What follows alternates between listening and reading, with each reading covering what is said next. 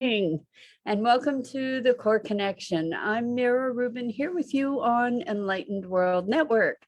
And today's topic is atonement or at-one-ment. And we get to look at what the dynamics are in forgiveness, atonement, redemption, all of that good stuff. And before we get started, we're going to just take a couple minutes to get present. So let's take a deep breath in through your nose and hold it. And imagine clean, crisp oxygen flooding your lungs, flowing into your bloodstream, nourishing all your cells, all your organs, and bringing vital life energy to your body and being. And as you exhale any tension, stress, negativity, fatigue. And now let's take another deep breath in through your nose and hold it. This time, imagine brilliant, bright light lighting you up from the inside out, illuminating, electrifying, energizing all your cells and your molecules and your electrons, and creating this brilliant beam of light from your heart out into the world. And as you exhale any remaining tension, stress, negativity, fatigue. And now let's just gently press our palms together. Very softly rub your fingers against your palms to feel the deliciousness of that sensation and the tickling, the tingling, and just allow that sensation to bring you present right here, right now, into this remarkable physical form that enables you to experience life. Welcome, welcome, welcome. Good morning, Rosalind, and good morning to everybody else who's joining us. It's wonderful to have you here with us this morning. And today we're talking about atonement, because I've been thinking a lot about reconciliation and forgiveness, and what does it take to truly heal a rift, when there have been abuses or an experience of violation. Is it possible to come to true reconciliation? Is it possible to heal those rifts, and how do we move forward from these places of division? And I think that this is such an important conversation, given our social atmosphere these days. And how do we do this in interpersonal relationships, and how do we do this in larger relationships, relationships of communities or countries, for that matter? And that we've come through, or we're actually still in the midst of very divisive times. And so figuring out ways to, or new paths to healing, I think are really, truly essential. And so it occurs to me that an apology, when we look at apologies, what is it that gives an apology meaning? Is it the apology in itself?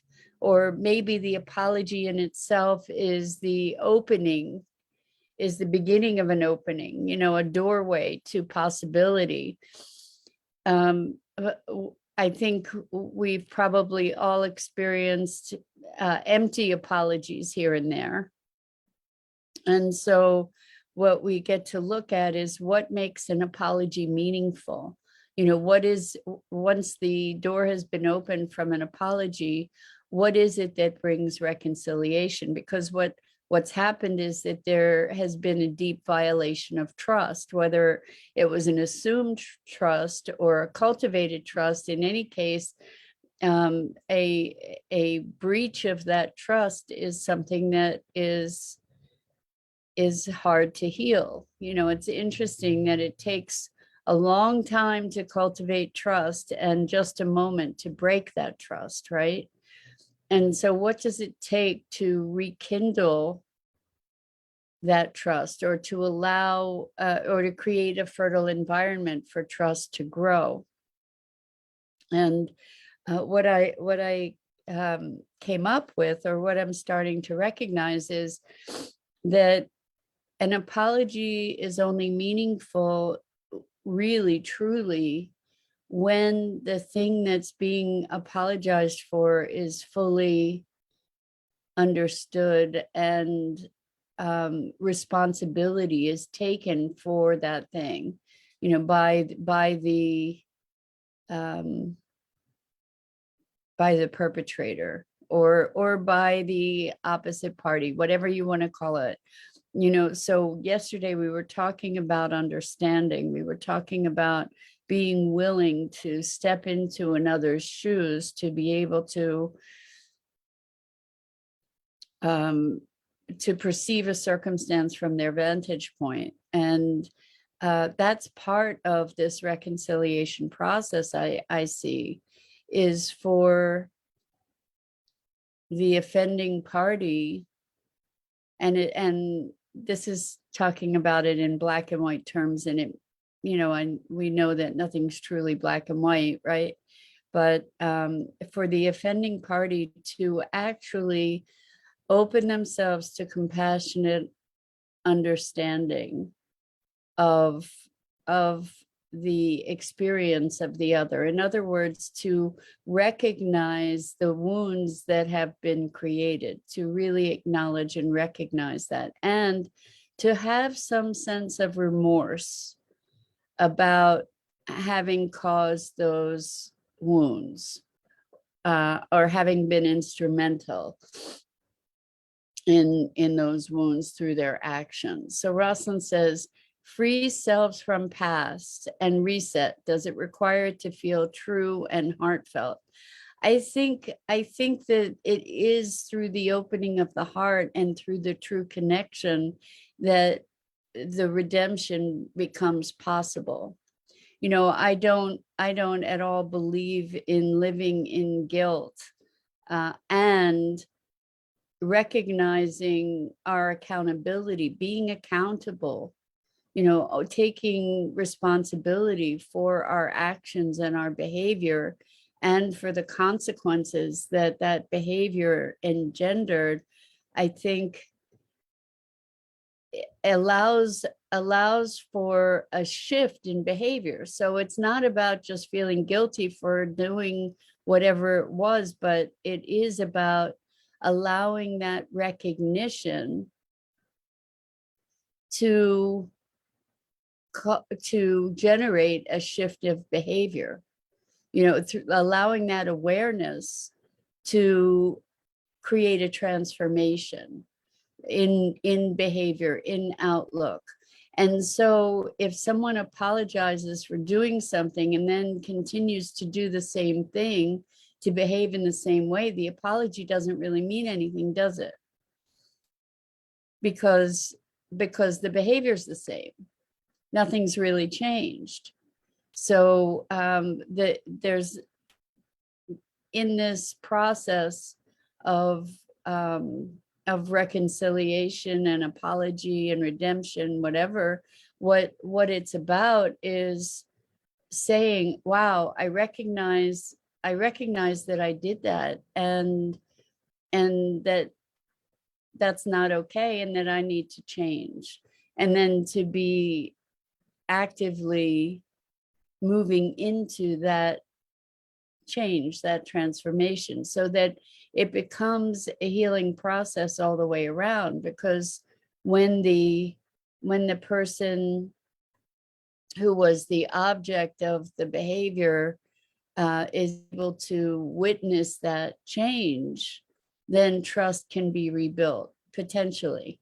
That's I think that there's a difference between forgiveness and trust.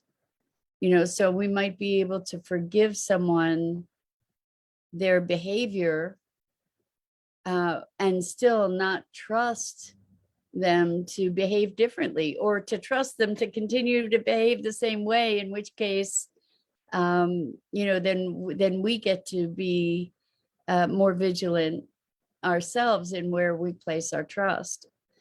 It's an interplay here that I think is really, really interesting. And by the way, if you guys are putting comments in the chat and I'm not responding, please go to the Enlightened World Network Facebook page and enter your comments there, and then I'll be able to see them and respond. So when we talk about something being heartfelt, to your point, Rosalind, what does that mean? It means that there is this compassionate connection, a willingness to recognize the impact of our own actions and to be responsible for that, to be accountable for that. And it doesn't mean being punished, for forever or anything like that. It doesn't even necessarily mean being punished. It means having that awareness so that from that point of awareness, we have the ability to shift our own behavior, and then that can shift the dynamic. So I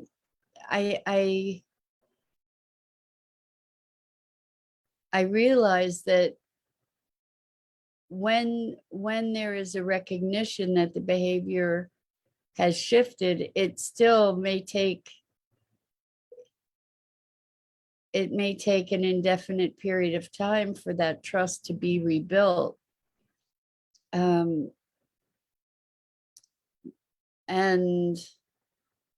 some of us are very, very trusting, so this is an important thing too, is to be aware that in placing our trust, not to lose our own center, not to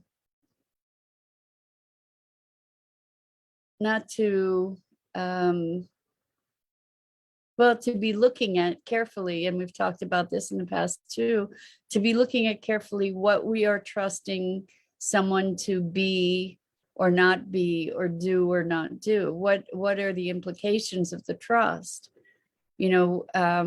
If we're wanting somebody to behave differently and they consistently behave the way they do, it doesn't make any sense to trust that person to behave differently. It makes sense to trust them to behave the way they do, right? And so we get to be realistic from our expectations, or in our expectations of that person's behavior.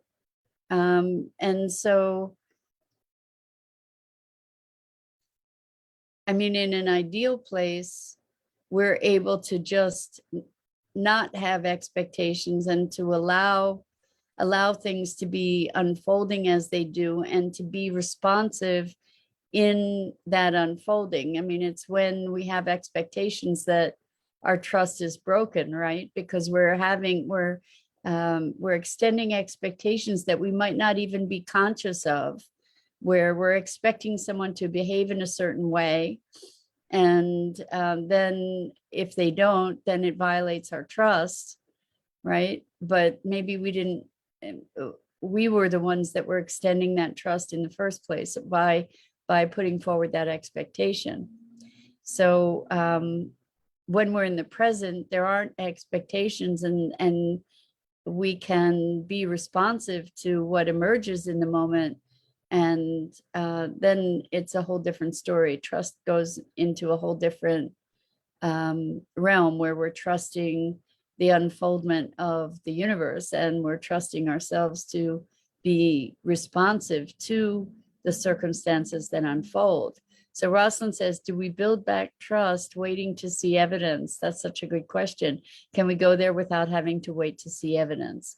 So again, that's a really good question, Rosalind. I think that we get to be really alert to what kind of trust we are we're building. if we can build back trust in ourselves, where we listen to ourselves, where we listen to the and respond to, pay attention to the feedback, what's actually there. That's the ultimate trust. Good morning, Kimberly. So good to have you joining us this morning. Welcome. We're talking about atonement. And really, when we look at atonement, it is making reparations, or making amends.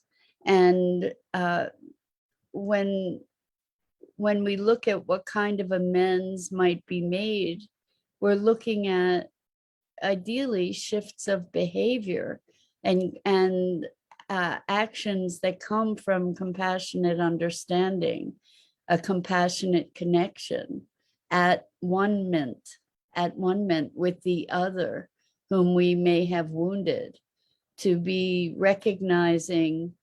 Kimberly says, gosh, it's a good topic. Good. I'm glad you think so, because we've been experiencing such contentious times, where people are so divided, that trying to understand ways to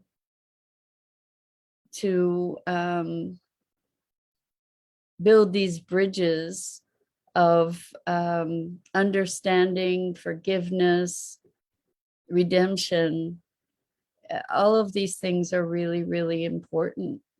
And so if I've offended you, then the first step to redemption is having a compassionate connection and a compassionate understanding of your experience, right? At least that's what I'm coming to. That's my hypothesis, working hypothesis. You let me know what you think. And as I have a deeper understanding, if I can put myself in your shoes, then perhaps I can have a richer access to the possibility of bridging your vantage point and my vantage point, rather than asserting my rightness. Being our attachment to being right and our attachment to being good, often is what impedes us from really truly creating an authentic connection with others. And where we have an experience of a perceived offense, right? You've done something to offend me, I've done something to offend you, and I'm digging my heels in that I'm right, you're wrong, you're the offender.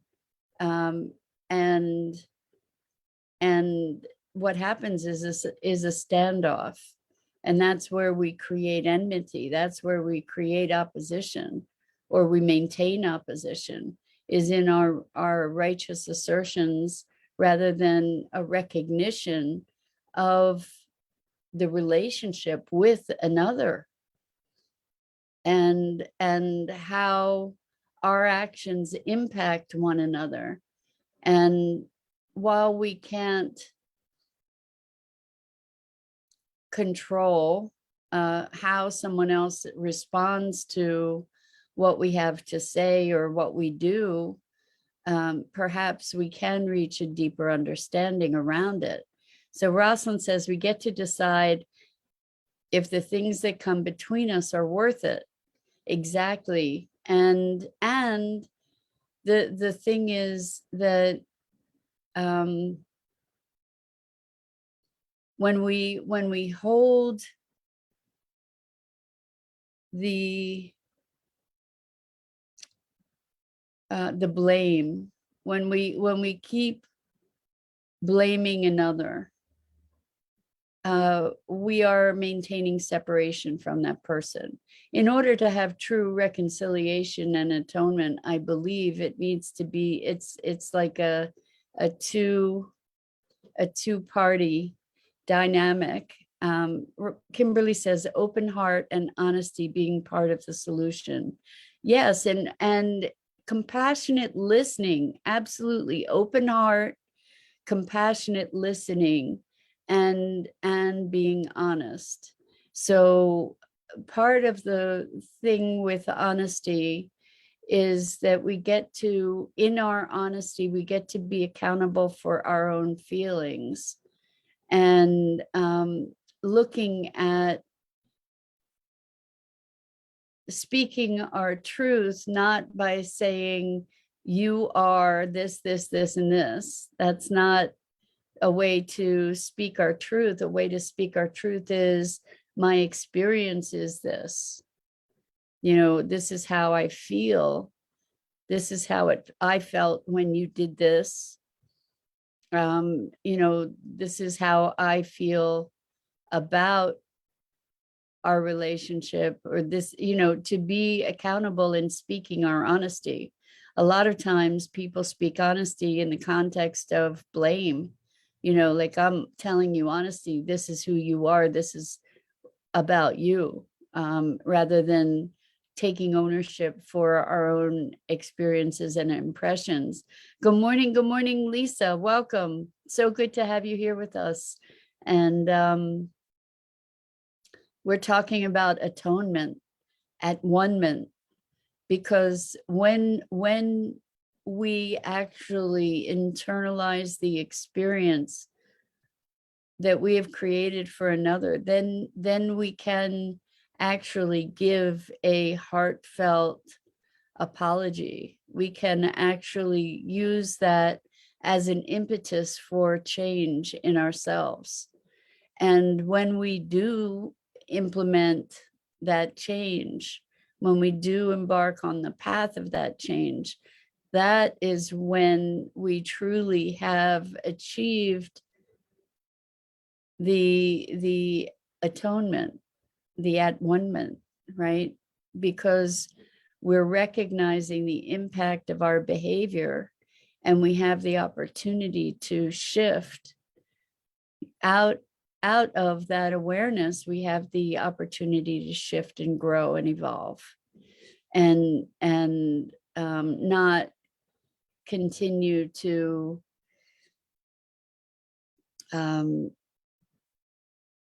replicate that same behavior. And it's from that shift that the trust then can be rebuilt, right? So does it make sense when we talk about trusting based on evidence, for instance? Does it make sense when someone has consistently evidenced a certain behavior and they say, I'm sorry? Does it make sense to trust that that means that they're going to behave differently in the future without evidence? I don't know that it makes sense. And what might make sense is to hold the possibility, hold open the possibility that perhaps they will shift or have shifted, or to recognize that they are deliberately committed to shifting and working in that direction. But does it make sense to trust that that behavior is not going to be there anymore? Not necessarily. It's like, no matter how many times I want a zebra to have spots, it doesn't make any sense for me to trust that the zebra is going to have spots. The zebra's got stripes. It's part of being a zebra. It's like the story of the scorpion and the frog, where the scorpion says to the frog, hey, I need to get to the other side of the pond, and so do you. Can I hitch a ride on your back? And the frog says, no, you're a scorpion. You're going to sting me. Halfway through, we'll both die. And the scorpion says, why would I do that? I don't want to die. I want to get to the other side of the pond. And so the frog says, okay. And the scorpion is riding on the frog, and they're halfway across the pond, and the scorpion stings the frog. And the frog says, you said you weren't going to sting me. What, you need to get to the other side of the pond. What are you doing? What, now we both die. And the scorpion says, yeah, but I'm a scorpion. Scorpions sting. It's my nature. And so, when we look at trust, we get to be accountable for the trust that we impart to others. What are we trusting them to do or be? Be alert to that. Be aware of that. Be responsible for that. And, we don't, Lisa says that's like the poem, The Snake. I don't know that poem. Thank you for that. Maybe you could put a link in the chat, Lisa, for that poem, because it's unfamiliar to me. But the thing is, true, like having an apology from someone who may have hurt you, and where they have no intention of shifting their behavior, where they have no recognition of the true pain that was caused, it's kind of an empty apology, right? What does it mean? It's an open door. It's the beginning, perhaps. So Kimberly says, I make mistakes and I can't help that I have a broken past. Don't mean to hurt others from my hurt. And so when we recognize that we've hurt another, what we can truly deeply connect to the fact that we have hurt that other, and then from that place of recognition can have an apology that is heartfelt. And we still get to be responsible to be trying to heal that hurt from our past, right? And to ask for understanding as we move in that process of healing, right? So it's a very interesting dynamic to be looking at how what is this notion of atonement. Atonement is making amends. And part of making amends is deeply bounded in understanding, in a compassionate connection. And it's from that compassionate connection, that heartfelt awareness, that we then have the impetus to change. We also have the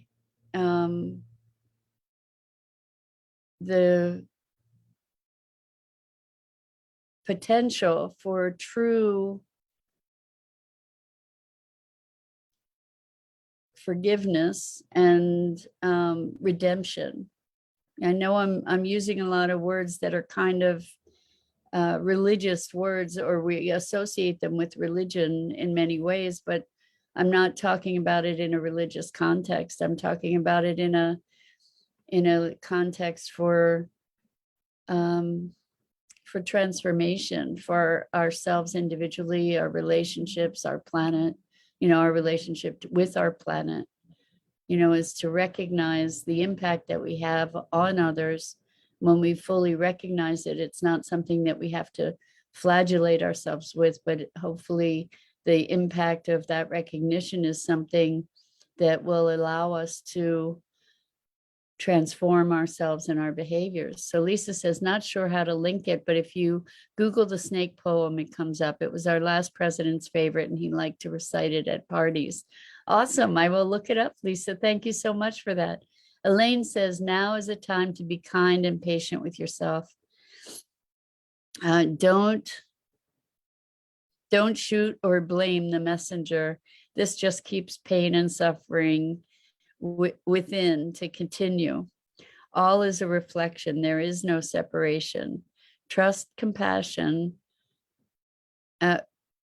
no separation. Trust, compassion, and trust starts within. As one wakes up, these kind of experiences are no longer needed. All is a gift to awaken to the one true self.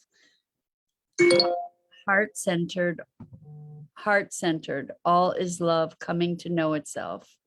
Thank you for that, Elaine. Exactly. The trust, our true trust is trust from ourselves, in our connection. Trust. And when I say ourselves, I don't mean the self that is the bombastic, opinionated self. I mean the higher self that is in alignment and centered and present and open. So Lisa says the Jewish religion has a day of atonement. Exactly. It's the holiest day of the Jewish calendar, Yom Kippur. And if we presence ourselves to that at-one-ment, in other words, the connection, what we can recognize is that any harm that I have perpetrated on another, I've perpetrated on myself as well. And because we are all connected, and everything is a reflection, as Elaine said, everything is a reflection. And so what we're talking about is true reconciliation, and that comes from a deep connection and understanding. So, and a willingness to step out of being right in order to experience that connection. It takes an act of courage, because it might mean facing aspects of ourselves that aren't so pleasant. And then we get to recognize and start to heal them. It's not about recognizing them and then feeling guilty and bearing the guilt of that for forever. What it is about recognizing them and then healing them. So with that, I'm Mira Rubin. This is the Core Connection, and I go live each weekday morning here on the Enlightened World Network Facebook page. Please check out, at 9 a.m. Eastern, please check out the other awesome programming on Enlightened World Network. Good morning, Dido. So glad to have you here with us. So much love to you guys, and such appreciation for your participation and your engagement and your presence and what you're doing in the world. So with so much love, until next time.